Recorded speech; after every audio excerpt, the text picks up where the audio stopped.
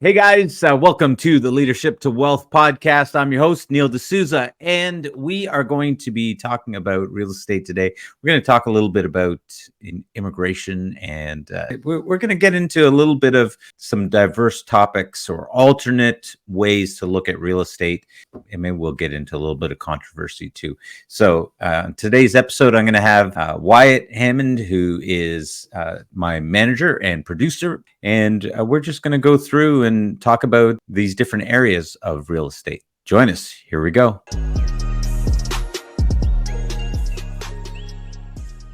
Okay, so Wyatt, you know, as a media guy, but you're also someone who has done some traveling around the world. You've been to Spain, you've been to Malta, you've been to Thailand. You've traveled in different places, and what's important about that is you've worked remotely in some of these places. What was that like? Tell us a little bit about what your experience was of working remotely.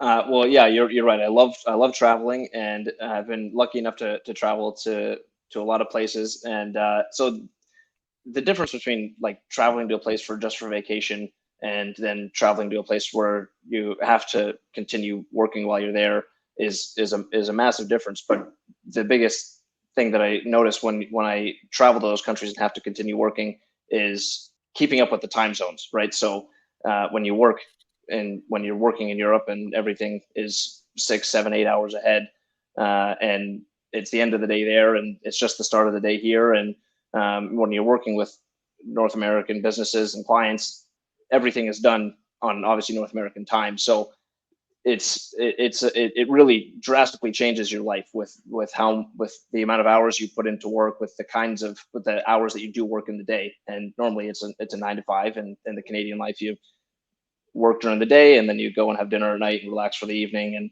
And but when you're working in Europe and having a business in Canada or the States, you're working 9 to 5, and then you also have things to do in the evening because you're still running things for things that are going on the other side of the world. So that's definitely the biggest thing that I noticed trying to run a business, being on the other side of the world. Okay, so I mean that can definitely sound like some hardship, so to say. But what was the attraction of working remotely? The attraction is that Canada is ridiculously expensive to live in right now. Okay. Rent is through the roof, food is through the roof, everything is expensive. So, I mean, just from in the last 3 years, prices on almost everything have doubled at least once. And so there's other countries where rent is cheaper, food is cheaper, taxes are cheaper, and so when you work remotely and own your own business, and you have the opportunity to go to those cheaper places, and you don't need to stay in one of the most expensive countries in the world, which Canada is, living in a different country and saving money, those are both pretty attractive options. Hmm. Okay. I get that, and actually, we're seeing where a lot of people are taking up this opportunity to work remotely. I know that you can go to places in Italy, and you'll find, just hundreds of people that are, say, from New York, and they'll travel there and they'll go work there, and a lot of other New Yorkers that they'll see and meet and stuff like that. Uh, was was that a lure, to be able to go there and work these? I mean, you're working at different hours, and which I've done when I went to India, and I was working while I was in India, and it's a huge difference to try to do that. It was so much fun to be able to be in those for me in India, to be able to do that, and then still be able to work. And like you said, actually, it can make you feel far more productive because you work that 9 to 5, and then but that's 3 o'clock in the morning there, right? So you're starting work in North America at 3 o'clock in the morning, and then by noon in Europe, people are just getting up here, and everything is 6, 7, 8 hours behind, and you're 6, 7, 8 hours ahead of what's going Yes. on over here. And Yes. and that was really great for the stock market, and like if you're like invested in just in things in North America. And you're 8 hours ahead of everything that's going. Like for them, it's 8 o'clock in the morning. For you, it's already the end of the day. And there's a lot of people. And my point there is that a lot of people just like, if you're wanting to wake up and like first thing in the morning, check your stocks and check where everything is. Maybe you get up at 8:30 or 9 o'clock in the morning and things have already happened. Things are already moving. Or you've had a busy morning and there's already trades happening. There's already sales happening, and you're like, oh, I missed it, right? Yeah. And because the market's just opened, and maybe you had to drop your kid off at school, and maybe you were late for breakfast, or there's just too much going on in the morning for you to focus on that. But for people over there, it's 3:30, 4 o'clock in the afternoon. They're sitting on their laptop just waiting for the market to open, right? Their time is not as crazy, right? So I really noticed that. We're here, I regularly just wake up and I'm like, oh, crap, I haven't checked any of that today, right? I don't know what's like. But there it was, you just have more time. Like it just felt like it's noon. Mm. I still have 4 hours before the market opens, right? Like, That is a great feeling, yeah, to be able to do that. And I know one of the things that happened for me was because of the time difference was I stopped getting emergency phone calls because people just knew I'm on a different time, so they're contacting me and I'm telling them I'm gonna get back to them for them tomorrow. hmm, So it actually changed how I did business a little bit, right? Like there was a little bit more preparation ahead of time so that I didn't run into any of those emergency phone calls, things like that. And yeah, then less chit because, chat. yeah, oh, absolutely. The chit chat disappears. Hmm. And now you're just continually dealing with whatever's on the go, and you're going back and forth in emails, getting on top of those things, which you've got to be comfortable with those modes of communication. And we're seeing this more and more. That's an interesting part of it from the real estate aspect, from the investing aspect, is that there are so many people that are wanting this experience because we've come into a world where we're able to work remotely more than we've ever been able to do it before. You're seeing people that are traveling to different places. And so, if they take a year out of the office and they work remotely, what we're seeing is people will go and they'll live somewhere for 3-4 months and work from there, and then they'll go to another destination. I mean, in fact, that's what you did. You were in Malta for a while, and then you went to Thailand. Yeah, yeah. Like most countries, they'll only let you go for a short amount of time without getting a visa. So, Malta will let you go for 90 days without a visa. Thailand will let you go for 45, and so it just, a lot of these countries you can go to for a short period of time, and it's just, you don't need any paperwork or pay for any for any visas or anything like that. You just show up and you can stay for those 45 days, and so it's, I mean, really, to work internationally, it's certainly Wait, never been an you easier just time. show up? You can just show up and stay? Yeah, yeah. For Malta, it was 90 days. In most countries, it's 90 days. Some shorter, but like, yeah, you don't need to proof of income. You don't need to prove where you're living. It's just like, and obviously you want to have all those things, but it just, when you have to prove those things to a government, it just adds so many more steps to coming to a country, right? When they Mhm. want to look into your life, but if all you needed to do is book a plane ticket and then you can be working in Europe, then Okay, so then the question that arises, of course, okay, well that sounds great having that freedom, but what does it cost to do those jumps, to go from Canada to Malta, from Malta to Thailand? That's got to be expensive then. I mean, the only real expense, if you're not paying for visas and stuff, is the flights, right? If in Canada, anyways, you're paying rent every month, and you're paying for food, and you're paying for just the cost of living. You're going to be paying for that stuff anywhere you're living, anyways, and you're going to be paying Yeah. rent somewhere, anyways.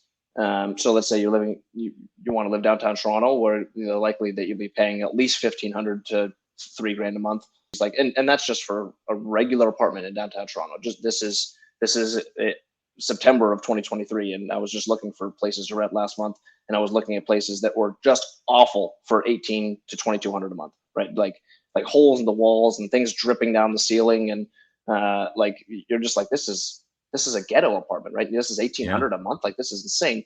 Yeah. It was trash. It was awful. But then, so that's what you're paying to live in Toronto, and then, but you in Europe, you can. I had a beautiful apartment on the sea, and I was paying 900 Canadian a month. Uh, Wow. and so rent is much cheaper. And wherever you're going, you're talking about fully furnished locations, right? So Yeah, you show up with your clothes and your laptop and stuff, and you're good to go. especially with Airbnb. I mean, that's the Airbnb really is like the biggest catalyst in making this kind of move to another country so simple. Is that before? Yeah, you might a country might let you move there for 3 months without needing any proof of income or proof of living, or but it's still very difficult to find an apartment to live in or a place to rent when you're not living in that country. Like, no matter where you are, even when I Yeah. was living in Europe and I was coming, or when I was in Thailand and I was coming back to Canada, I'm a Canadian citizen, and it was nearly impossible to find a place to rent when you're living halfway across the world. People just, they want to meet you, they want to know who they're renting to, and a Zoom call or a phone call isn't good enough, right? And so it's the same thing when you're traveling places and you want to stay there for long term, unless you want to pay for hotels that kind of price, right? Then you need to know somebody in that country, or before Airbnb, you needed to have some kind of Yeah. connection. And now, Yeah. really, you just go on an app. There's hundreds of available apartments. You choose the one you like, book a flight, and the cost of uh, renting an apartment through Airbnb is often cheaper than renting it through a landlord. Right? Airbnb is still, that whole industry is still reeling from COVID, right? So internationally, the amount of Airbnbs that are 50, 60, 70% off, right? Where if you tell them, I want to rent your apartment for a whole month, they'll kiss you on the mouth, right? Like, they'll love you, like, Yeah. because they're just so desperate to get somebody in there for longer than a night or two. It really is like, just with the types of technology out there, the businesses that make it so impossibly easy to move to these countries. If you have Yeah. the option to, and the financial freedom, then if the only thing that's stopping you is fear, then that's not a good enough Yeah. reason. Yeah. And it's the interesting thing is you don't even really need to have much financial freedom. You just need to not have the liability burden, right? That Yes. Yeah. right? Yeah. Now, and why that's important to me is because as my kids are moving out and heading off to university and stuff like that, we're in a situation where we're realizing that we could probably rent out the house and go fly off ourselves. Now, I'll say this from the investment side, it's also a really interesting aspect that I can say for myself and a lot of people I know, partners and that. Sometimes investing is strictly about your return.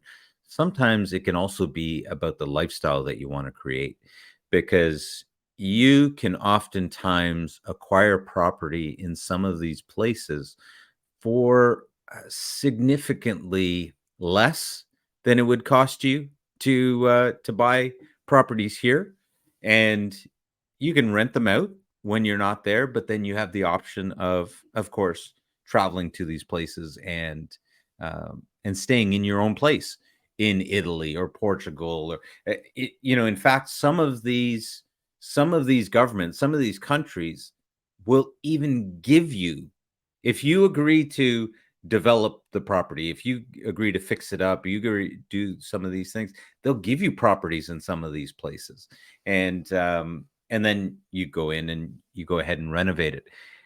What would that be like to be able to have a property in Portugal where you can just hop on a flight, go over there, go stay at your place in Portugal, and then when you leave, you can rent it out to somebody else where you don't have to have as much money to be able to enjoy yourself, even with the exchange rate. I mean, you're going to these places and you've got the euro and that, but the cost of goods is still significantly cheaper. I mean, you did it. You tell us. Yeah. I mean, just like, I mean, Like people. housing's cheap, but what about food? Yeah, food is a lot cheaper. Also, I don't understand the Canadian economy enough to know why the Canadian food prices have skyrocketed in the last couple of years. Yeah, But You go across the world, and that's not the case. Right here, 4 years ago, you maybe paid $3 or $4 for 12 eggs. Now it's 8 or 9. Uh, Yeah. 3 or 4 years ago, you maybe paid $3 or $4 for a thing of butter. Now it's Yeah. 12, right? Like, and so you go Well, to I mean, Europe and things. here's a couple of realities on that. Is that our government has been raising the cost uh, on all of these things. I mean, we've seen two fuel taxes that have been added recently. Once you put a tax on fuel, that that increases the cost of everything because everything takes a truck, a train, or whatever to move it to that location. So it's automatically going to cost more. If we're talking food, it's going to cost more for them to be able to do the farming, the cost of those machineries, all of that. So right off the get go, the moment you do that, you affect the cost of everything across the board. Then they've done other taxes on top of on onto farmers and that. So these have all increased over here because we have this idea of what we want to, our government anyways has this idea of what they want to do with regards to around the environment and that. I think they're being overly aggressive in their measures, and as a result it's just making things ridiculous over here. So that's the Canadian government. But then you were saying over there when it comes to food. Yeah, it's just that their governments obviously haven't had that strategy, right? And so there are obviously governments in Europe, like we know, like Germany and some of those northern countries, that energy is ridiculously expensive, and like those are maybe food prices in those places aren't particularly cheaper than Canada. But where I was in Europe, yeah, you would definitely notice a huge difference with just the weekly amount of money that you're spending on food when you travel places and then get used to that style of life and that level of expense, and budget for that lifestyle, and then you come back to one of the most expensive countries in the world like Canada, and you realize, oh my gosh, like you just didn't realize how expensive it was before because you've always lived in it, right? And Yeah. even if things have doubled over the years, it's like a frog in boiling water. They've just Yeah. slowly increased it, and it's just eventually we know like this is so high, but it wasn't one shot, right? Yeah. And when you live abroad for a certain amount of time and then you come back and Yeah. are paying those prices again, it is in one shot, right? Everything all at once shoots up in price, and you just realize like it's a privilege to live in a first world country like Canada, but Yeah. it is one of the most expensive places to live in the world for a reason. Oh, absolutely. I mean, I can say about my experience in India, one of the craziest things is, first of all, labor is really cheap, and so as a result, it keeps prices down, the cost of goods down, and it is literally cheaper to go out and get street food, to go out to these places and buy food than it is to stock your fridge with all the different ingredients and all this kind of stuff. And everybody's making the food fresh. That was one of the most amazing things. We don't realize here how many things we take out of a box, how many things we take out Hmm. of a bag. Whereas, in India, you're, I mean, for the entire time I was there, I didn't have cereal. I never had cereal. Every meal was a hot, freshly cooked meal, fresh ingredients, and it was just I was just amazed at what my body felt like. Yeah, very very different lifestyle, especially when it comes to food, right? And the things that you don't see there are like, even the amount of fast food places are much lower, right? You go to Malta or Italy, you don't there's like a KFC and a pizza, and but here, I mean, you can count easily 20 fast food places in a mile radius. Like they're all over the place, and so it's just the kind of food they eat, the amount of food they eat, right? There's no secret North Americans have a huge obesity problem, Yeah. and you go there and you see far less massively obese people. They eat better food, they eat less of it. Yeah. And one of the challenges for us, housing here is really expensive. And so you're first of all, you have to pay for that. And we've got so many more people that are coming to this country on a continual basis, whether it's through immigration or we've seen massive numbers of refugees coming into this country. I don't have an issue with immigrants or refugees. I'm a immigrant to this country. But what you're seeing is we are bringing in so many people without the availability for shelter that we're seeing this huge rise in tent cities across the country, and they're just bringing more. And i I just heard this. I don't know how they could even find this. They just said that they got their number wrong by 500,000 people. They got their numbers wrong by five. They The numbers that they were showing didn't account for the international students that we bring in. Wow. I live in a place like I live in Kingston, Ontario, and we have a huge international student population here. And in their case, a lot of them are comfortable with living in very modest housing. But how can people's housing be affordable when you've got this many people fighting for places to live in Canada? I Yep. mean, I don't even know Yep. all the immigration numbers. You probably have a better idea of some of that. Yeah. Well, I mean, it's just the basic idea of supply and demand, right? When you have Mm. so many people that are fighting for such a small supply, obviously the prices are going to go up. So yeah, like I'll bring up some of the numbers here of so obviously the massive majority of immigrants that came to Canada came to Ontario.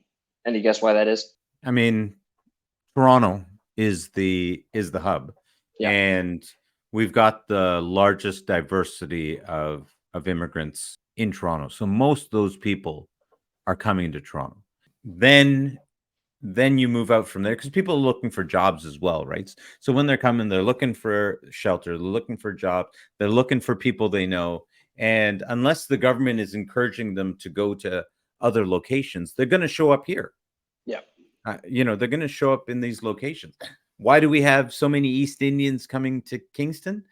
Students specifically because St. Lawrence College is enticing them to come and do their schooling here. And so by and large, the immigration is going to happen to that in that way.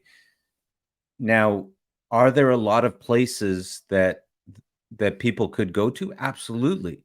These immigrants could, if the government encouraged them to, they could go to Sault Ste. Marie, they could go to Sarnia, they could go to North Bay, you could go to New Brunswick, you could go to Nova Scotia.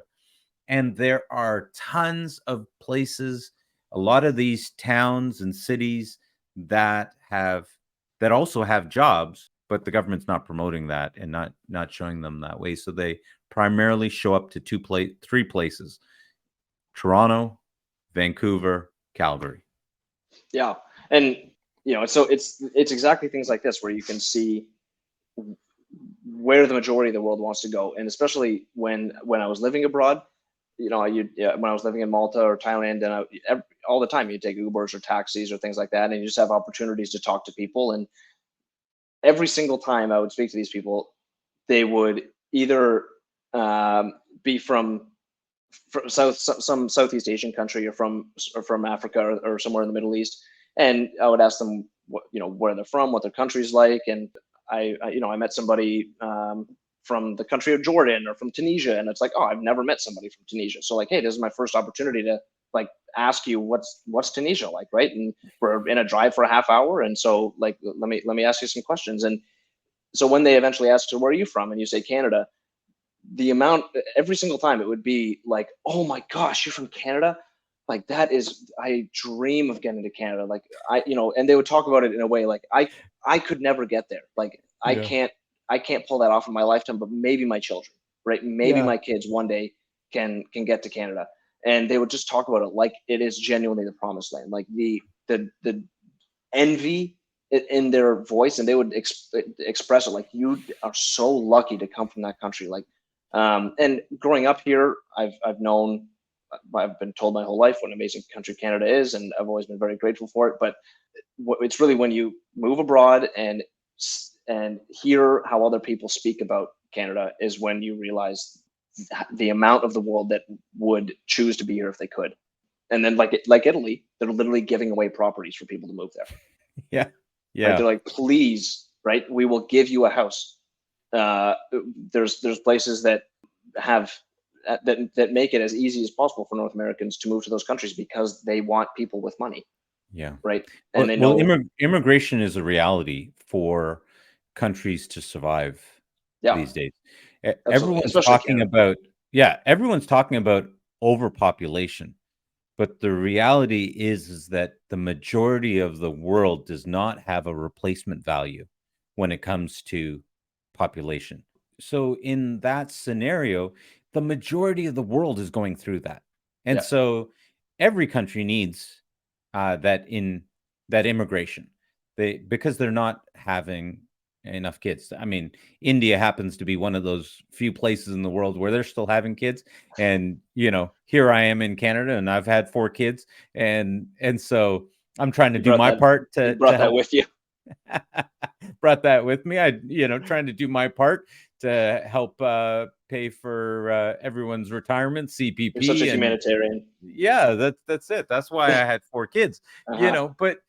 But the reality is that when you start looking at what kind of lifestyle you want, I hate to say it, for the first time in my life, I can't promote Canada in the way that I would have for most of my lifetime because of some of those very things that you said that we talked about. The cost of food and housing right now is redonkulous Yeah, right now. And so you want to enjoy your life. There's a whole lot of other places to be able to go and enjoy and still have a really high standard. Okay, maybe you might miss out on a couple of things here and there. You're going to miss out on some snow.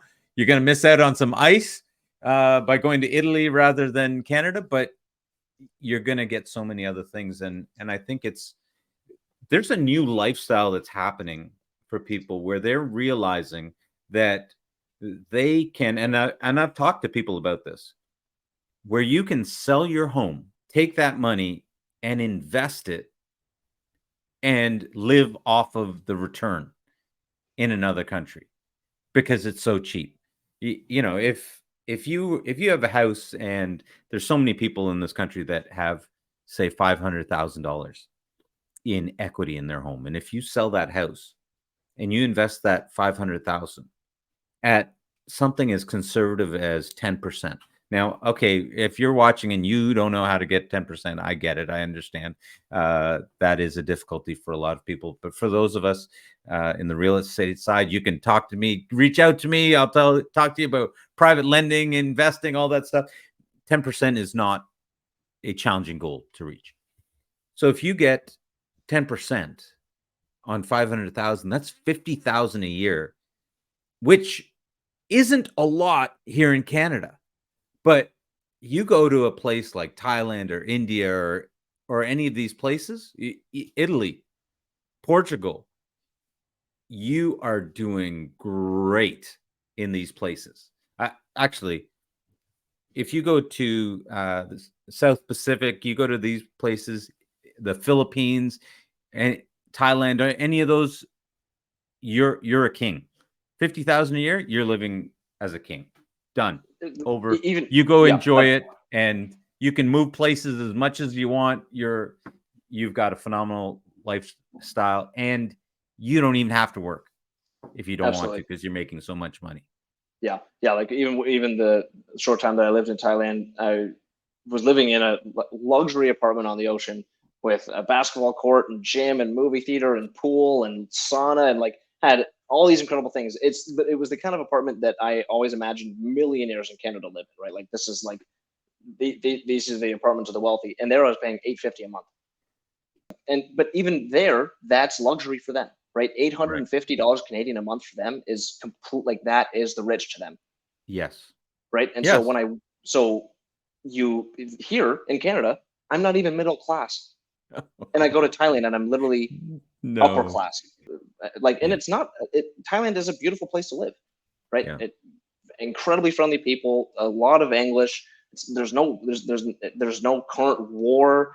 Like there's no major thing that it's like, oh, I wouldn't want to live there. There's tons and tons of North Americans and expats that choose Thailand for that reason, Yeah. and because it's so cheap, and you can be literally living in poverty almost in Canada, and there you're rich compared to everybody else, Yeah. right? So just it really is the difference is staggering. And as we're on this topic, I want to show you this video. Tell me if you've seen this video. Regret in life, I regret coming to Canada because if I had stayed in the Caribbean, I would have been way better. I came to Canada.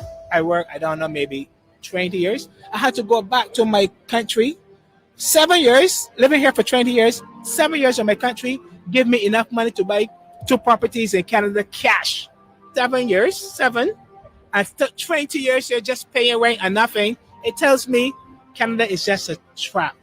I own property and it's hard for me. So imagine people who come from different countries for the first year and you're wasting your time, you're going to stress out, you're going to go crazy, and you're going to die in less than 10 years. When in your country, which would have been harder, you live for another 40, 50 years. No matter how bad it is in your country, it's only going to get worse here. I'm telling you the truth. I travel the world, and live a good life, all kind of stuff. Idea of Canada is to get out of Canada, not get in. And I've realized that between America and Canada, the people who are living back in their country are living better than us who are living over here. Oh my goodness, I've totally seen this video, and there's a lot of truth to it.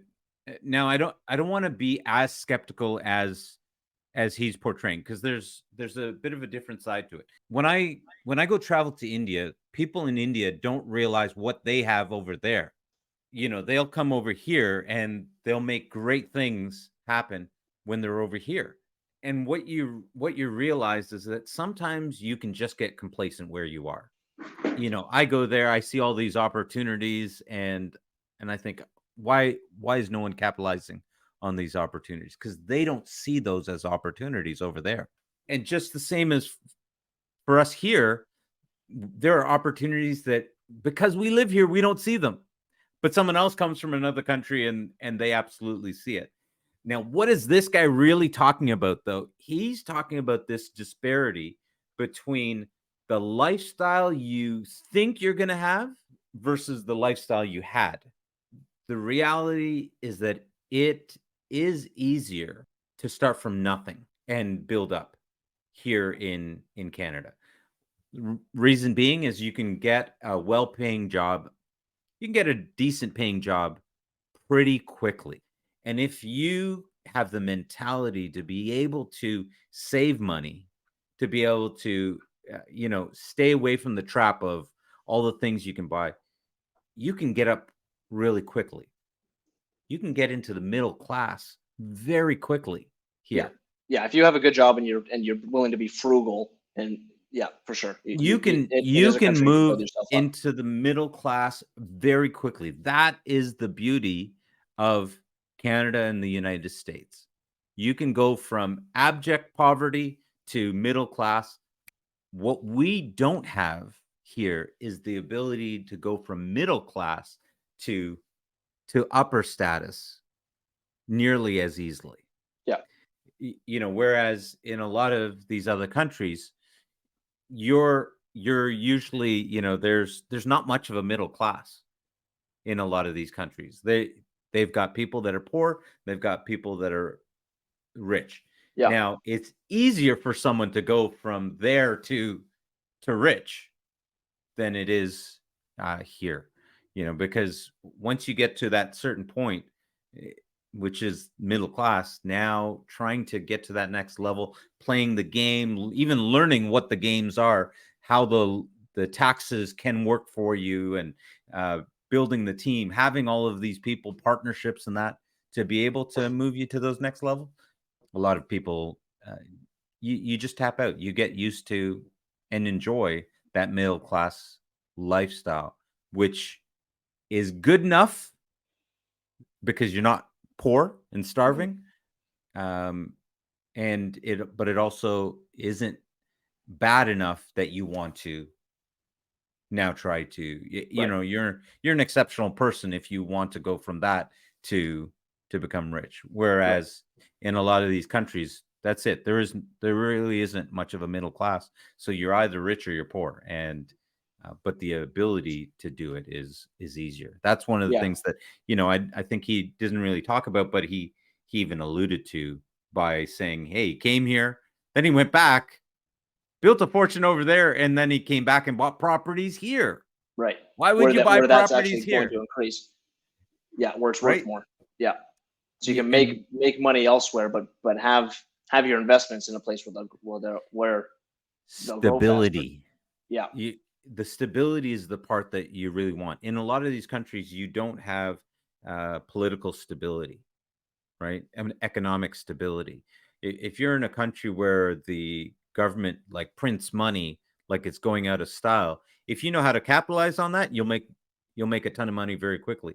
But if you don't, you just watch Yeah. anything you have disappear. Which is why it's cheap for us to go and buy properties in these other countries. Hmm. Many times cheaper to go buy a property in Italy or Thailand or these places than to go buy a cottage here in Ontario. Oh my gosh. Yeah, for sure. Unbelievably cheaper. Like that's uh, one thing that will always stay with me from my time in Malta is I met these Pakistani men, and became good friends with them, and we'd have dinner all the time, and so I got to ask them lots of questions about their experience growing up in Pakistan, and they told me that growing up they lived in a family of four, and very lower middle class family in Pakistan. They'd send their kids to school, and they were never wanting of food, and they always had clothes, and they always had shelter, and like they never felt like they were impoverished, but they certainly knew they were nowhere near wealthy. And they said their family lived off of about $100 American a month. And that was enough to pay for that. That was send all their kids to school, pay for a house, pay for food, clothes. That was lower middle class Pakistani family, about $100 American a month.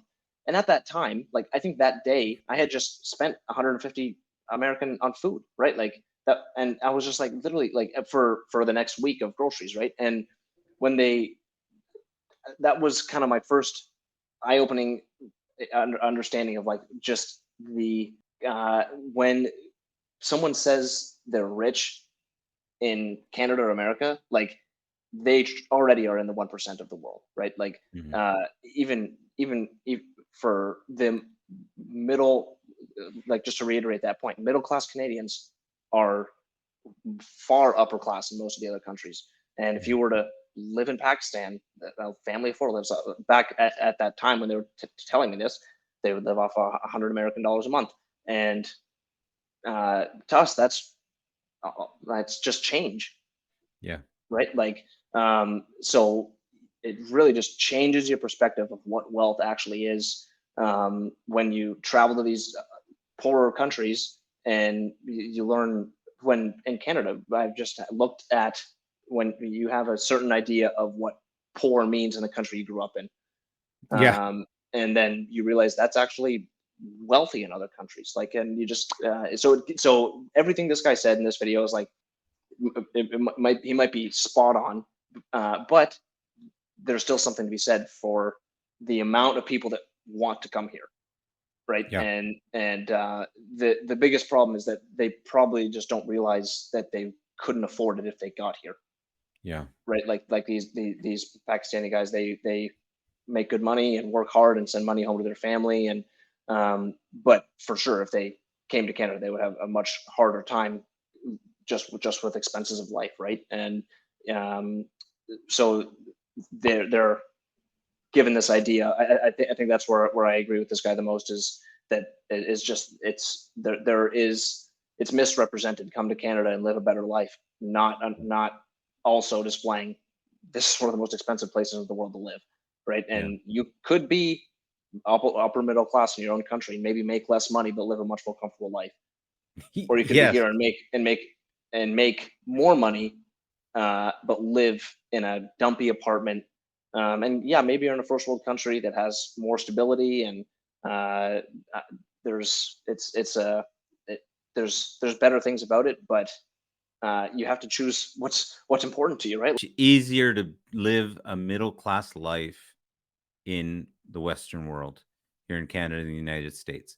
It is expected. Hmm. And so as a result, you can come here. You don't need to bribe anybody Yeah. to get into the middle class. Right.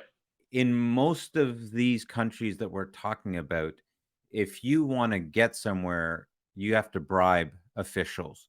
You Yeah. have to bribe police officers. All these different officials along the way. You have to bribe them. Now, the benefit is that anybody can bribe them, and it's open. Everyone understands that anyone will take a bribe, and it's okay. We're all good with it. That is the society. Hmm. But we are very much like sheep. We're a herd. And so everyone sort of moves together. And once people sort of get to that level, everyone sort of stops. Everyone wants to do well. And then they see their neighbor doing this. And so what do? Oh, I should go put a fence on the side of my property. And then and they got this car and I should get a car. And because we're trying, in the absence of knowing value, Hmm. true value, your own value, when you look in the mirror, we look at each other to try to value ourselves and say, I'm doing well. And so we give it that term, keeping up with the Joneses. Right. It's nothing more than us trying to assign value to our lives. And so we Mm. look around and we assign that. And so when someone who's actually rich gets rid of their car because they don't care, because it assigns them no value, Right. but someone else who doesn't have food to put on their table, but they keep their car because it makes them look good when they walk out, Yeah. something's fundamentally wrong. But that is the nature of our herd mentality. And so that's one of the things that you see why it's really easy for people to get ahead quickly here, but then you get stuck at a level because now you need to know the inner workings. and there are bribing does go on, and in all different sorts of ways in Canada and the United States, and people don't realize it. They don't know how to work in those systems, whereas those other countries, absolutely anybody, you know, you can just pay a police officer, you know, a Yeah. couple of bucks and he won't give you a ticket and you can drive on, right? And is that great for the government? Maybe not. Is it great for the people? Absolutely. Yeah.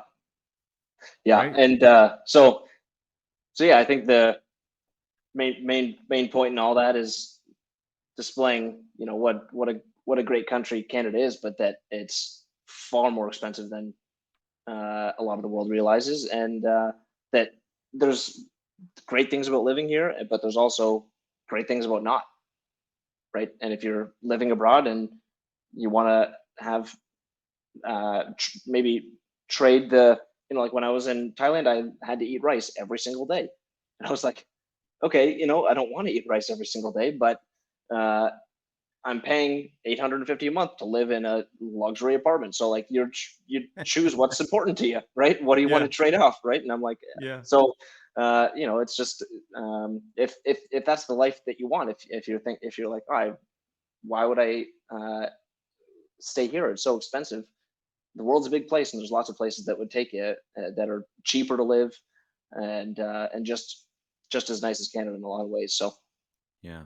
I think one of the really important parts about that is you can't take this stuff with you. You can't mhm, take the cars and jewelry and all that stuff with you. And at the end of the day, you you'll probably regret the experiences that you didn't go after versus the toys that you didn't go after. yeah, If when you look back and you think about traveling to some of these different places and being able to share those experiences with your wife and kids, and as you move on, or if you're married, hey, we went and did this, the value of that is immeasurable because you learn things about yourself. But we don't place a high value on that here because we're too busy talking about how great everything is here, that we don't talk about the life that we want to build. And so when, one of the reasons that I wanted to have this conversation was because, do you buy a property overseas, invest in properties overseas? Sure, if you want to. Maybe you want that lifestyle. Maybe you want to diversify. There's all sorts of different reasons to do that. But the real question is, what type of life do you want to live? And that will dictate how you invest, where you travel, what you do with your time. It makes a lot of decisions a lot easier when you just look a little further up the road. What type of life do I want to live? Do I want to tell my kids about? Do I want to be able to look back and go, yeah, I didn't just talk about stuff, but this is the life I lived. So with that, you guys, I hope you guys enjoyed this little soiree, I don't know, fireside chat, talking about real estate overseas, a couple different ideas. Hey, if you're interested in any of these types of things, feel free to reach out to me. If you've got any good resources, hey, let's share that in the comments as well. And as always, we love to hear from all you guys. So keep it real. This is Neil D'Souza, and we'll see you guys next week on the Leadership to Wealth podcast.